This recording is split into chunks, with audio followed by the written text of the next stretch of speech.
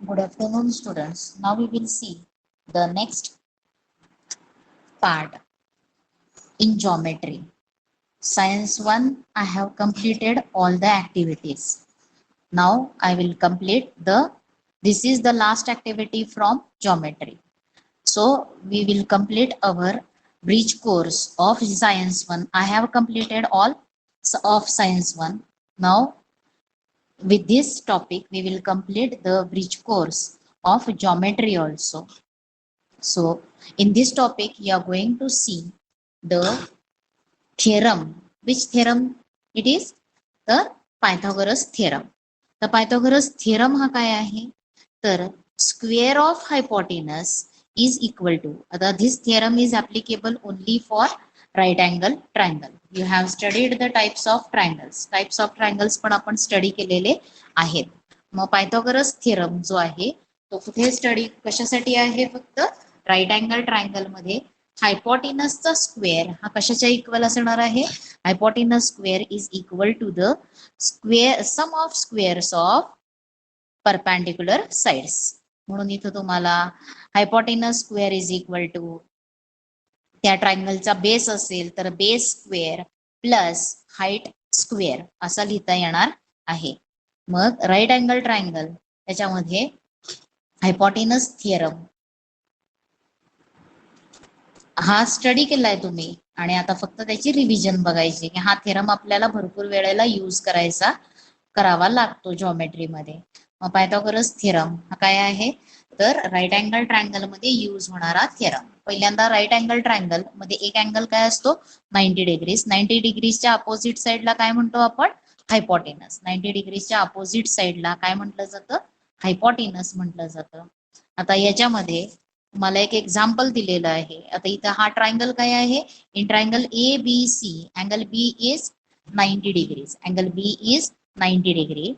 Side AC is called as the side which is opposite to 90 degree is called as hypotenuse, and the sides which makes right angle. आता इथं side AB and side BC makes a right angle.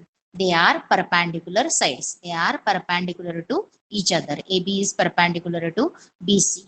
If BC is considered as base, then AB is height of triangle. If BC is considered as base, then AB will be the height of triangle. पहिल्यांदा जो काही right angle triangle आहे त्याच्यामध्ये आपल्याला काय काय ओळखायला आलं पाहिजे?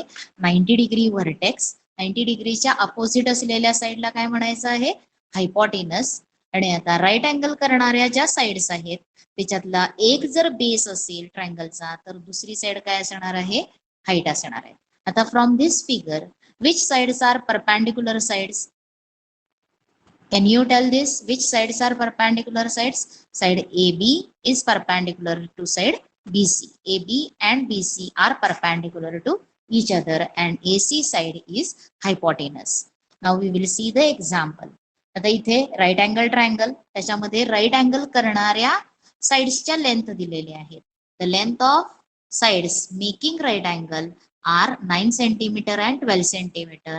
Find the length of hypotenuse. हायपोटेनसची लेंथ फाइंड करायची. मग त्याच्यासाठी तुम्ही थिअरम कोणता वापरणार आहात? Pythagoras theorem. Hypotenuse square is equal to one side square plus second side other side square. हे तुम्हाला इक्वेशन फॉर्म्युला पार्ट आहे. वन साइड म्हणजे काय असणार आहे? Perpendicular sides. मग त्या वन साइडची लेंथ 9 आहे आणि अदर परपेंडिक्युलर साइडची लेंथ किती आहे? 12. म्हणून 9 स्क्वेअर प्लस 12 स्क्वेअर त्यांचा स्क्वेअर केला 81 प्लस 144. ऍडिशन किती आली? 225. म्हणून हायपोटेनसचा square is equal to 225. Therefore hypotenuse is equal to square root of 225 किती असणार आहे? 15 सेंटीमीटर. कळलेलं आहे? इथं काय केलं आपण? Taking square root. Square root काढल्यामुळे आपल्याला काय मिळालंय?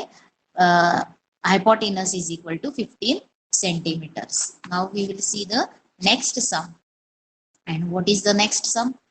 In right angle triangle, the angles, आता याच्यामध्ये सुद्धा तुम्हाला the sides making right angle, the length of sides making right angle are 6 centimeter and 8 centimeter.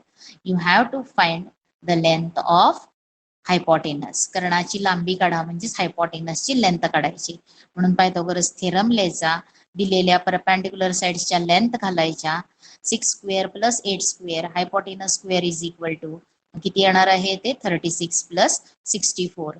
म्हणून इथं तुम्हाला त्यांची ऍडिशन 100 येते आणि hypotenuse square is equal to 100. Taking square root on both side hypotenuse is equal to किती येणार आहे 10 centimetres. कळलेलं आहे हे. आता त्याच्यानंतर तुम्हाला काही क्वेश्चन्स आहेत. काय आहे तर राईट अँगल ट्रायंगल मध्ये सर्वात मोठी बाजू कोणती? Which is the longest side? What is the longest side in right angle triangle? Right angle triangle मधल्या लॉंगेस्ट साइडला काय म्हणतात? तर राईट अँगल ट्रायंगल मधल्या लॉंगेस्ट साइडला काय म्हणतात? हायपोटेनस. काय म्हणायचं आहे? हायपोटेनस. त्याच्यानंतर तुम्हाला एक्झाम्पल आहे. राईट अँगल ट्रायंगल आहे आणि त्याच्यामध्ये राईट अँगल करणाऱ्या करणाऱ्या म्हणजे लेंथ ज्या आहेत, राईट अँगल तयार करणारे ज्या दोन साइड्स आहेत त्यांच्या लेंथ दिलेल्या आहेत 11 centimetre and 60 centimetre and you have to find the length of hypotenuse. मग तिथे येणार आहे तुम्हाला hypotenuse square is equal to one side square plus second side other side square. 11 square plus किती येणार आहे 60 स्क्वेअर. 11 चा स्क्वेअर 144. 60 चा स्क्वेअर किती येणार आहे तर 336 चा स्क्वेअर 36 आणि इथं 0 1 आहे. स्क्वेअर मध्ये किती झिरोज लिहायचे 2 झिरोज. आणि आता ह्यांची ऍडिशन तुम्हाला 4 प्लस 0 किती येणार आहे 4. 4 प्लस 6 0 टेन्स प्लेसची 4 आणि आता 6 प्लस 1 किती येणार आहे 7 आणि 3. हे झालं हायपोटेनसचा स्क्वेअर. आता हायपोटेनस इज इक्वल टू काय येणार आहे मग हायपोटेनस इज इक्वल टू याचा काय असणार आहे स्क्वेअर रूट. आणखीन आता 3744 चा स्क्वेअर रूट. आता पहिल्यांदा याच्या युनिट्स प्लेसला कोणता नंबर आहे तर युनिट्स प्लेसला 4 आहे.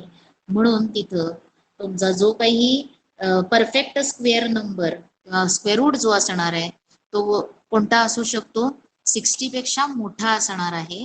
आणि त्या नंबरच्या युनिट्स प्लेसला कोणता डिजिट आला पाहिजे. जर 4 आहे युनिट्स प्लेसला म्हटल्यावरती त्या नंबरच्या युनिट्स प्लेसला 2 हा डिजिट म्हणजे 62. त्याच्यानंतर कोणता असणार आहे पुन्हा 4 युनिट्स प्लेसला येणारा परफेक्ट स्क्वेअर नंबर 8 8 जा 64 म्हणजे दुसरा असणार आहे 68. मग ह्याच्यातला कोणता येणार आहे ते आपण काय करायचं आहे बघायचं आहे. आता याच्यामध्ये तुम्हाला कोणता येईल तर इथं कोणता येणार आहे करून बघायचं. 62 चा स्क्वेअर 62 इंटू 62. 68 चा स्क्वेअर 68 इंटू 68. आता 68 चा स्क्वेअर हा मोठा येणार आहे.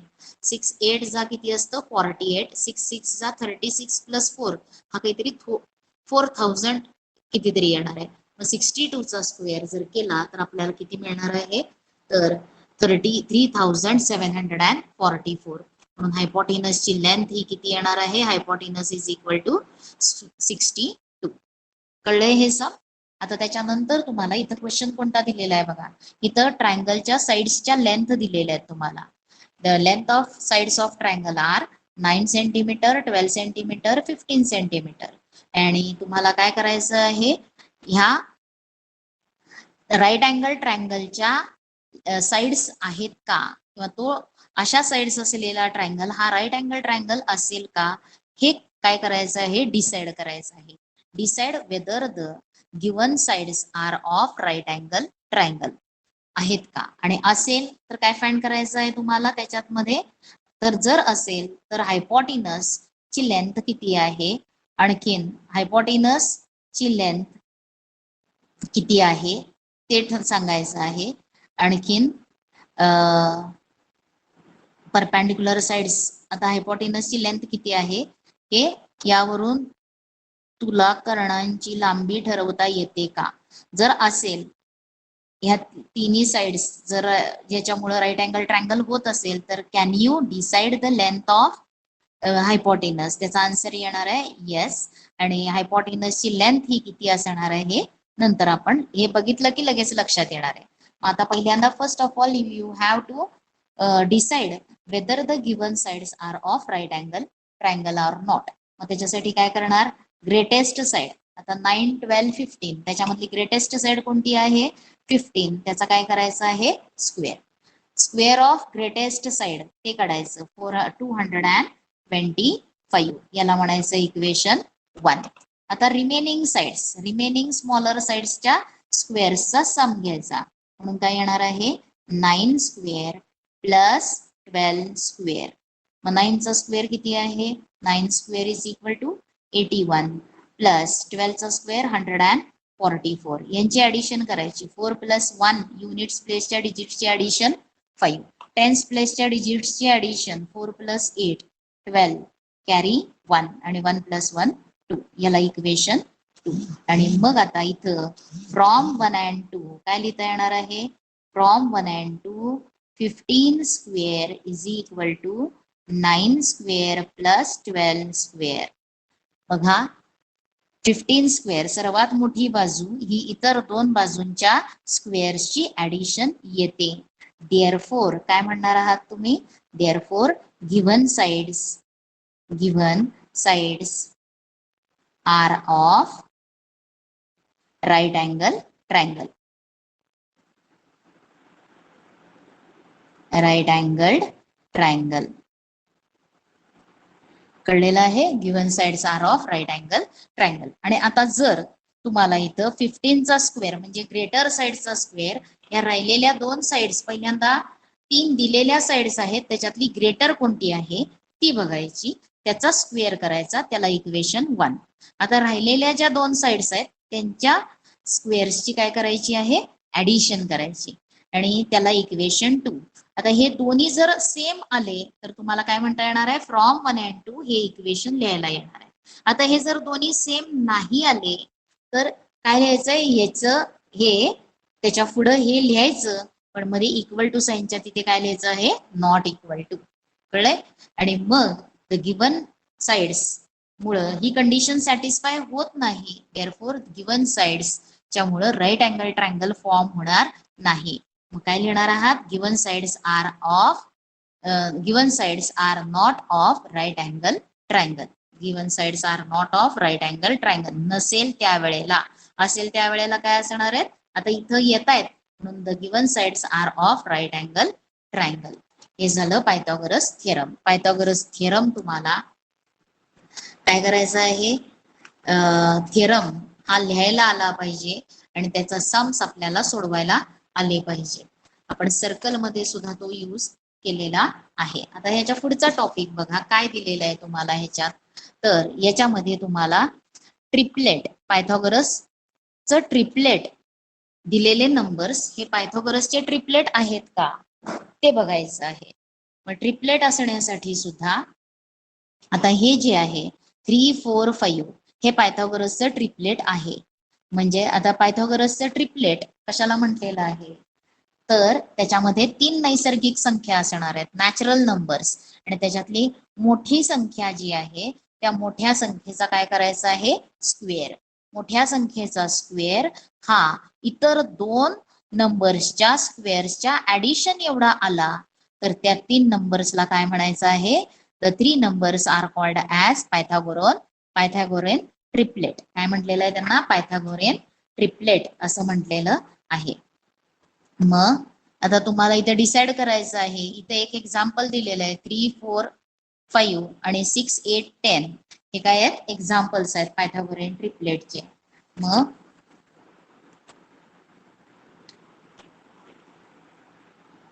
आता ह्याच्यात तुम्हाला ह्या जे 3 हे ह्याच आहे, ह्याचाच पुढचा जर प्रत्येक ह्या पायथागोरियन ट्रिपलेटला जर आपण 2 न मल्टिप्लाय केलं तर काय मिळणार आहे, 2 3 जा 6, 4 3 जा 8, 5 2 जा 8 असं मिळणार, 5 2 जा 10 असं मिळणार आहे. म्हणून 6, 8, 10 हे पायथागोरनचं दुसरं आपल्याला ट्रिपलेट मिळणार आहे. त्याच्यानंतर या जो काय आहे याला कशानं मल्टिप्लाय करायचं, आता 3 न मल्टिप्लाय केलं, 3, 4, 5 ला 3 न मल्टिप्लाय केलं तर तुम्हाला काय मिळतं 9, 12, 15. मग हे पायथागोरसचं ट्रिपलेट आहे. म्हणजे जर आपल्याला एक पायथागोरियन ट्रिपलेट माहिती झालं 3 4 5 हा कोणता आहे सिम्पलेस्ट फॉर्म आहे. हा काय आहे सिम्पलेस्ट फॉर्म 3 4 आणखीन 5. आता याच्यातनं याला जर 2 न मल्टिप्लाय केलं तर तुम्हाला हे मिळतात 3 नंबर्स. 3 न मल्टिप्लाय केलं तर तुम्हाला हे 3 नंबर्स मिळतात आणि हे दोन्हीही काय आहेत पायथागोरन ट्रिपलेट आहेत. मग तुम्हाला इथं पायथागोरसची त्रिकुटे तयार करा. तुम्हाला एक एक्झाम्पल दिलेलं आहे आणि काय दिलेलं आहे तुम्हाला काय फाइंड करायचं आहे पायथागोरन ट्रिपलेट हे फाइंड करायचं आहे. पायथागोरन ट्रिपलेट फाइंड करण्यासाठी आता ते फाइंड करायचंय तुम्हाला. मग त्याच्यासाठी कोणते कोणते नंबर्स असणार आहे ते फाइंड करायचंय. मग त्याच्यासाठी आणि त्याच्यानंतर आता पुढचं तुम्हाला क्वेश्चन काय दिलेलं आहे तर तुमच्या कंपासमध्ये जो सेट स्क्वेअर असतो, सेट स्क्वेअर त्रिकोणी असतात ना, 2 त्रिकोण असतात त्यांना काय म्हटलेलं आहे सेट स्क्वेअर म्हटलेलं आहे. मग ते सेट स्क्वेअर काय करायचे आहेत घ्यायचे आणि तो सेट स्क्वेअर वहीवरती ड्रॉ करायचा आणि तो ड्रॉ केल्यानंतर हायपोटेनसची लेंथ किती आहे ती मोजायची आणि या परपेंडिक्युलर साइड्सची लेंथ पण काय करायची आहे मोजायची. आणि तिथं 2 टाइप्सचे असतात. एक इक्विलॅटरल आयसोसिलेस असतो, दोन्ही साइड्स त्याच्या काय असतात सेम असतात असा एक असतो आणि एक दुसरा काय असतो तर अॅक्यूट अँगल ट्रायंगलचा असतो. मग यांच्या काय करायच्या आहेत हायपोटेनस आणि या परपेंडिक्युलर साइड्स मेजर करायच्या आणि तिथं पायथागोरस थिअरम हा ह्याची जी लॉंगेस्ट साइड आहे त्या लॉंगेस्ट साइडचा स्क्वेअर हा इतर 2 साइड्सच्या स्क्वेअरच्या ऍडिशन एवढा येतो का ते आपल्याला काय करून बघायचं आहे फाइंड करून बघायचं आहे. आता हे झालं काय आहे पायथागोरस ट्रिपलेट साठी दिलेलं. आता त्याच्यानंतर तुम्हाला काय बघायची आहे नंतर ही टेस्ट आहे सायन्स मॅथ्सची टेस्ट आहे. मग ह्याच्यामध्ये अल्जेब्राचं जे काय आहे ते झाल्यानंतर तुम्हाला ही टेस्ट काय करायची आहे सॉल्व्ह करायची आहे. मग त्याच्यात तुम्हाला आपण जॉमेट्रीचा क्वेश्चन्स जे आहेत आता इथं सहमूळ संख्या कोणती आहे 22240 सहमूळ संख्या म्हणजे कोणती असणार आहे को प्राईम नंबर. मग ह्याच्यामध्ये को प्राईम नंबर तुम्ही नंबर्स शिकलेला आहात लक्षात आलंय. मग त्याच्यामध्ये को प्राईम नंबर्स कोणते असणार आहेत मग तिथं दिलेला जो आहे त्याच्यातलं सॉरी सह नाही आहे ते सममूळ संख्या आहे. म्हणजेच तुम्हाला प्राईम इव्हन प्राईम नंबर कोणता आहे ते विचारलंय. मग इव्हन प्राईम नंबर कोणता असणार आहे 2. इव्हन प्राईम नंबर कोणता आहे 2. प्राईम नंबर इव्हन नंबर मध्ये फक्त एकच नंबर काय आहे प्राईम आणि तो कोणता आहे 2. त्याच्यानंतर 2 समांतर रेषा आहेत आणि त्यांना ट्रान्सव्हर्सलनं इंटरसेक्ट केलं तर अंतरकोनांच्या प्रत्येक जोडीतील कोनांच्या मापांची बेरीज किती असते. When 2 parallel lines are intersected by a transversal, then the pairs of angles, interior angles, the angles, pairs of interior अँगल्सचे 2 पेअर्स असतात. ही एक जोडी आणि दुसरी कोणती आहे या बाजूला असलेली कळले म्हणजे 1 आणि 2 आणि इकडची असलेली या प्रत्येक जोडीतील अँगल्सची ऍडिशन किती असते मापांची बेरीज किती असते ही तर 180 डिग्रीज. त्याच्यानंतर 64 चे घनमूळ किती क्यूब रूट ऑफ 64 हा कुणाचा क्यूब आहे तर 4 4 जा 16 16 4 जा 64 म्हणून it is cube of 4. 64 is cube of 4 आणि क्यूब रूट ऑफ 64 इज 4. त्याच्यानंतर मध्यगा संपात बिंदूमुळे प्रत्येक मध्यगेचे टिंबटिंबचे गुणोत्तरात विभाजन होते.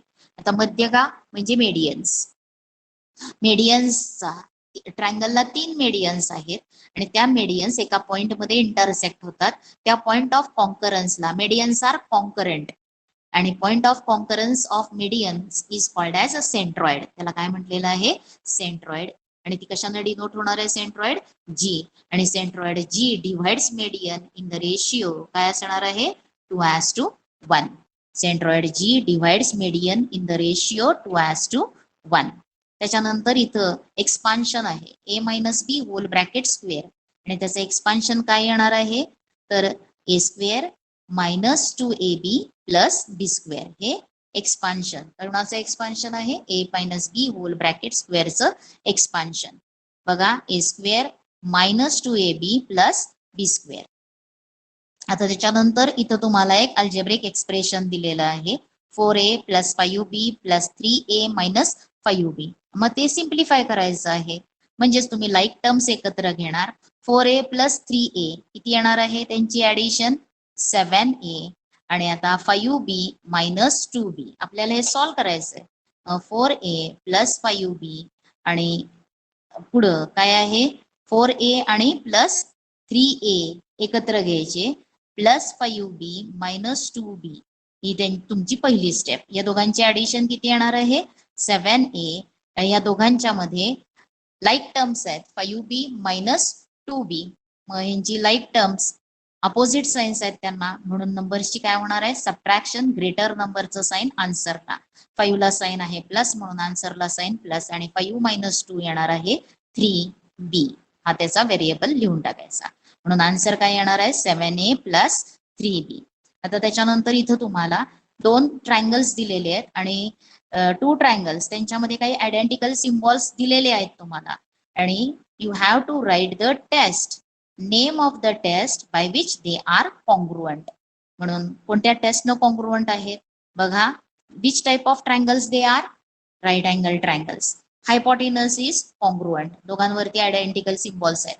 आता परपॅन्डिक्युलर साइड्स मधली एक साइड तुम्हाला कॉन्ग्रुअंट दिलेली आहे. म्हणजेच BC is congruent to QR, AC is congruent to PR. Triangle is right angle triangle. Therefore, these two triangles are congruent by hypotenuse side test. Two triangles are congruent by which test? Hypotenuse side test. लक्षात आलंय? इथं तुम्ही S, S, A असलं लिहित बसायचं नाही. कोणता आहे हा? तर SAS लिहितात. 2 साइड आणि एक अँगल दिसतो आपल्याला, आपण लगेच SAS म्हणतो. मग त्याच्यासाठी SAS साठी या 2 साइड्सच्या मधला अँगल तुम्हाला दिला पाहिजे, तो दिलेला नाही. आता हा कोणता टाइप आहे? ट्रायंगल आहे, राईट अँगल ट्रायंगल. म्हणून कोणत्या टेस्ट नाही? राईट अँगल ट्रायंगलची कॉन्ग्रुअन्सीची टेस्ट कोणती आहे? तर हायपोटेनस साइड टेस्ट. लक्षात आलंय? आता त्याच्यानंतर पुढचा क्वेश्चन. आता याच्यात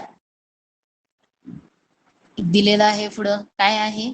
a minus 5 is equal to 7. Find a.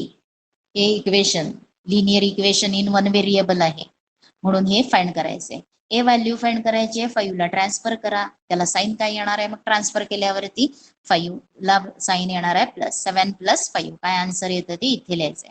त्याच्यानंतर ए स्क्वेअर मायनस 81 त्याचे फॅक्टर्स लिहायचे तुम्हाला. Factors of A square minus 81. म्हणून इथं तुम्ही कोणता रूल यूज करणार आहात? तर A square minus B square. इथं काय कोणाचे फॅक्टर्स आहेत? A square minus 9 whole bracket square. हे सम कोणत्या फॉर्म मध्ये लिहिलं? ए स्क्वेअर मायनस बी स्क्वेअरच्या फॉर्म मध्ये लिहिलं. आणखीन ए स्क्वेअर मायनस बी स्क्वेअरचे फॅक्टर्स काय असतात? तर 1 is A plus B and other is A minus B. कळले? मग तिथे तुम्ही व्हॅल्यू घाला ए ची आणि बी ची. A is A and B is 9. म्हणून त्याचा आन्सर काय येणार आहे? A plus 9 into A minus 9. आता त्याच्यानंतर angle R and angle S हे कसले अँगल्स आहेत? They are vertically opposite angles of each other. Angle R and angle S are vertically opposite angles. R अँगलचं मेजर जर 80 डिग्री असेल तर S अँगलचे major विचारलेले आहे. मग opposite angles are congruent. Opposite angles are vertically opposite angles are congruent. हे लिहायचंय तुम्हाला. Angle R is congruent to angle S आणि रिझन काय लिहायचं? Vertically opposite angles are congruent. But angle R is equal to 80 degrees. Therefore angle S is equal to किती येणार आहे? 80 degrees. त्याच्यानंतर इथं तुम्हाला एक ट्रायंगल ड्रॉ करायचा आहे आणि कोणता आहे? A B C. आणि ए बिंदू किंवा पॉइंट ए मधून बी सी आणि पॉइंट ए मधून बी सी वर मध्यगा काढायचे एडी. मग कोणताही एक ट्रायंगल तुम्ही ड्रॉ करा. काय करायचं आहे? कोणताही एक ट्रायंगल, त्याचे मेजर्स कोणतेही असू देत, ते मेजर्स ड्रॉ करायचा. त्याला नेम द्यायचं ए बी सी. आता कशावरती मेडियन तुम्हाला ड्रॉ करायची आहे? पॉइंट ए मधून मेडियन ड्रॉ करायची. पॉइंट ए मधून कोणत्या साइडवर मेडियन ड्रॉ करायला येणार आहे? त्याच्या अपोजिट साइडवर. आणि कोणती आहे opposite side? BC. Triangle draw केल्यानंतर बीसी जी आहे त्याची लेंथ जर तुम्ही 6 सेंटीमीटर घेतली असेल तर 3 वरती मार्क करून ठेवायचं. बी पासून 3 सेंटीमीटर वर मार्क करायचं आणि त्याला नेम द्यायचं डी. आणि हा बीसीचा काय झाला? Mid point. आणि मग एडी काय करायची आहे? जॉईन करायची आहे तुम्हाला. ही झाली तुमची एडी. काय असणार आहे? एडी हे जॉईन करायचं आहे. मग ही तुम्हाला 2 मार्कासाठी क्वेश्चन असणार आहेत. मग तुम्ही इथं बीसीचा परपॅन्डिक्युलर बायसेक्टर ड्रॉ केला तरी चालणार आहे. बीसी ट्रायंगल ड्रॉ करा आणि बीसीच्या परपॅन्डिक्युलर बायसेक्टरचं कन्स्ट्रक्शन केलं. परपॅन्डिक्युलर बायसेक्टरचं कन्स्ट्रक्शन केलं तर तो काय होणार आहे? हा त्याचा काय असणार आहे? मिड पॉइंट असणार आहे. मग एडी काय करायचंय तुम्हाला? जॉईन करायचंय. तसं केलं तरी चालेल. त्याच्यानंतर 10 सेंटीमीटर हायपोटेनस आहे एक राईट अँगल ट्रायंगल. या राईट अँगल ट्रायंगल मध्ये हायपोटेनसची लेंथ तुम्हाला दिलेली आहे. किती आहे? 10. त्याच्यानंतर परपॅन्डिक्युलर साइड्स मधली एक साइड दिलेली आहे 6 आणि तुम्हाला अदर साइड काय करायची आहे? फाइंड करायची आहे.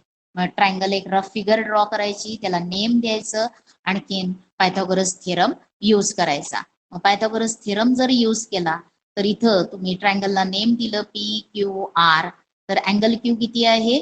90 डिग्रीज. हायपोटेन इथं काय यूज करायचं तुम्हाला? Pythagoras theorem. P R square is equal to P Q square plus Q R square. Q R काढायचं आहे म्हणून Q R square is equal to काय येणार आहे?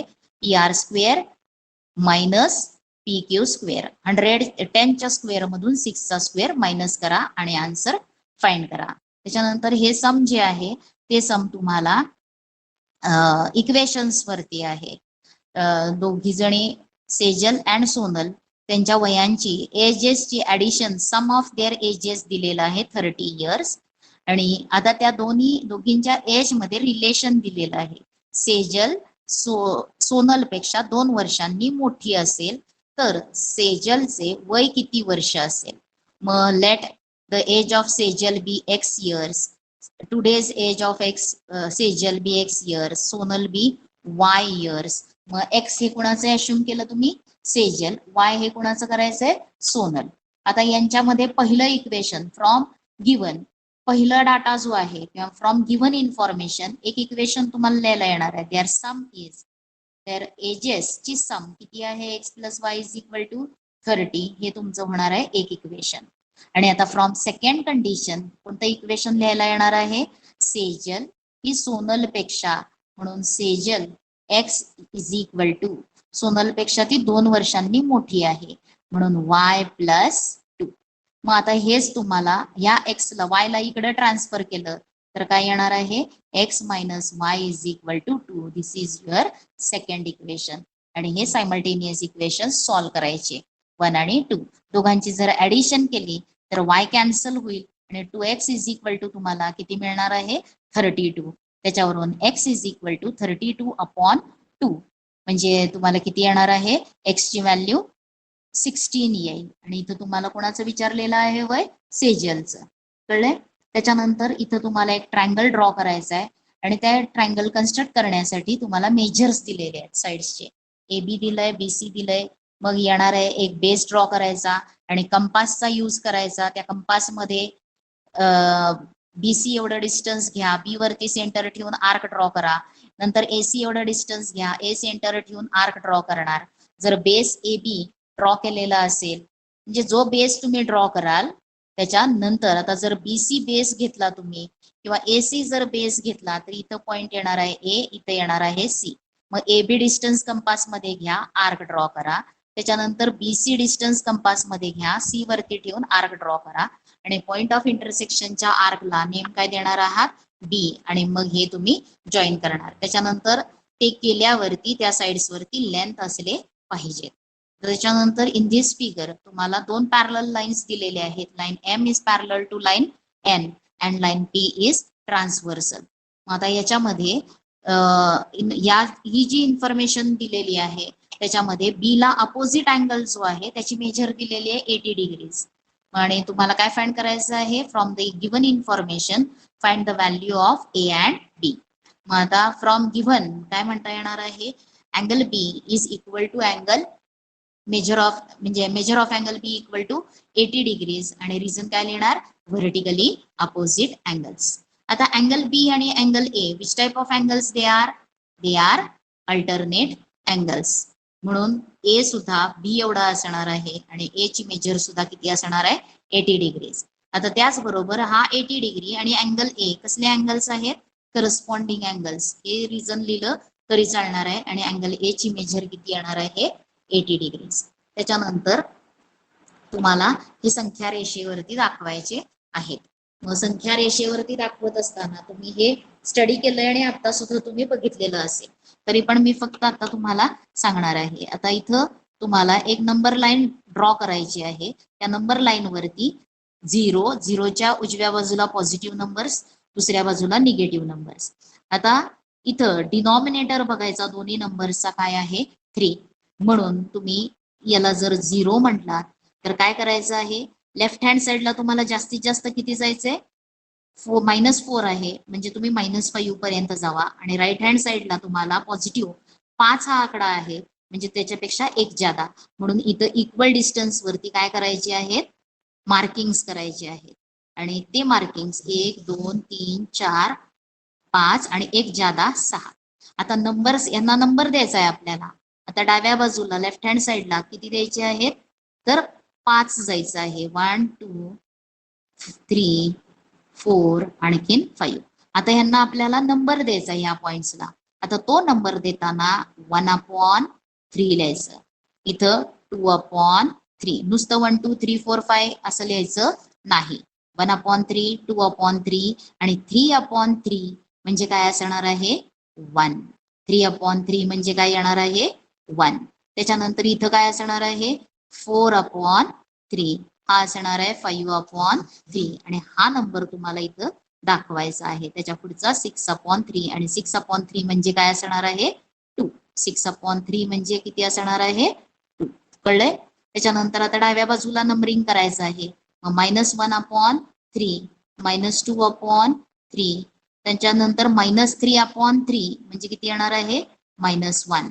-3/3 इथं असणार आहे -4/3 इथं असणार आहे -5/3 आणि हा नंबर तुम्हाला दाखवायचा आहे.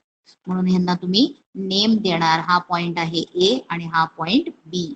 Point A denotes number 5/3 and point B denotes number -4/3. असं तुम्हाला डायग्राम ड्रॉ करायची आहे. आता इथे या दोन क्वाड्रॅटिक इक्वेशन्स आहेत अल्जेब्रिक एक्सप्रेशन्स त्यांचं सबट्रॅक्शन करायचंय. सबट्रॅक्शन आहे म्हटल्यानंतर काय करायचंय इक्वल टू साइन पहिली जी एक्सप्रेशन आहे ते तसेच लिहा 3 टर्म्स मायनस साइन आतमध्ये मल्टिप्लाय करून ब्रॅकेट ओपन करायचे म्हणजे -x² plus into minus into plus -8x म्हणजे हे कसं लिहिणार आहे 4x -3x + 7 आणि आता हे ब्रॅकेट ओपन करून घ्यायचे. ब्रॅकेटच्या बाहेर मायनस साइन असेल तर ब्रॅकेट मधल्या प्रत्येक टर्मच्या साइन्स काय होतात बदलतात. म्हणून हे येणार आहे -x².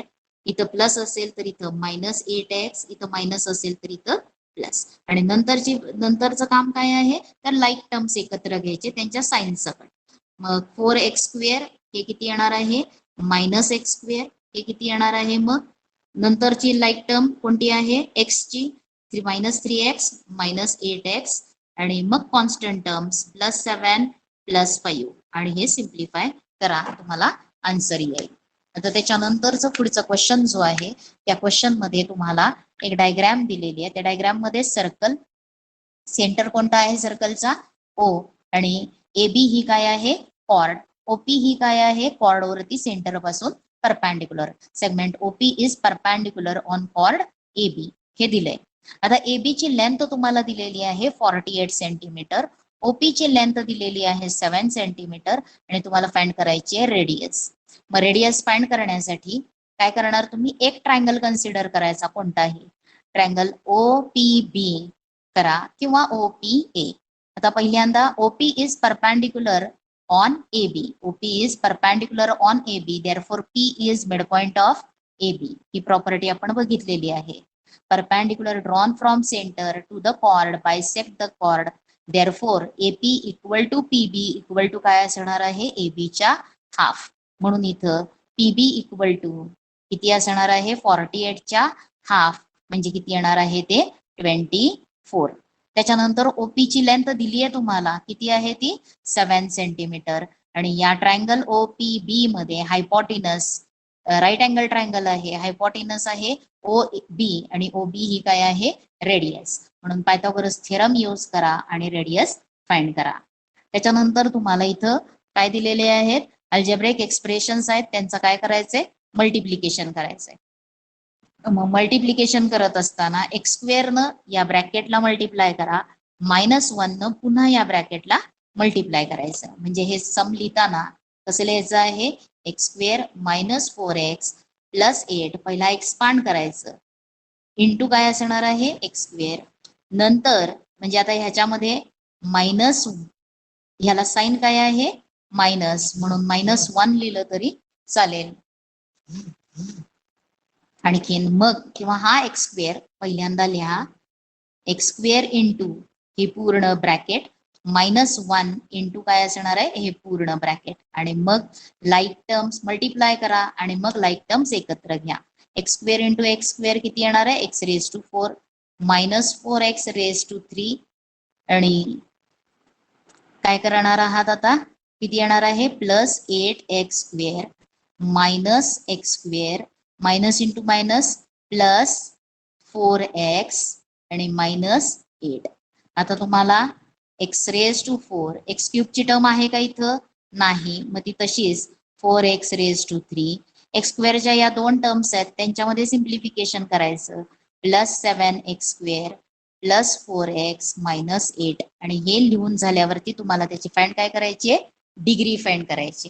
What will be the degree degree म्हणजे highest index of the variable. मग हायेस्ट इंडेक्स कोणता आहे व्हेरिएबलचा टर्मचा हायेस्ट इंडेक्स टर्म कोणती आहे तर 4x⁻⁴ कोणती आहे हायेस्ट इंडेक्स असलेली टर्म कोणती आहे या एक्सप्रेशन मध्ये तर x⁴ म्हणून त्याची डिग्री किती आहे डिग्री = 4.